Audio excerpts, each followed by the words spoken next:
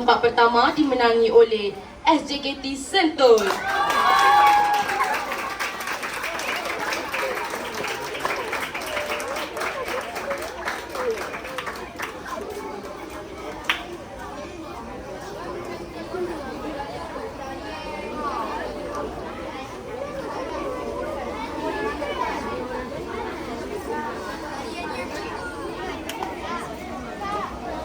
Seterusnya, bagi ahli kadet, tempat keempat dimenangi oleh SM Sains Alam Syah.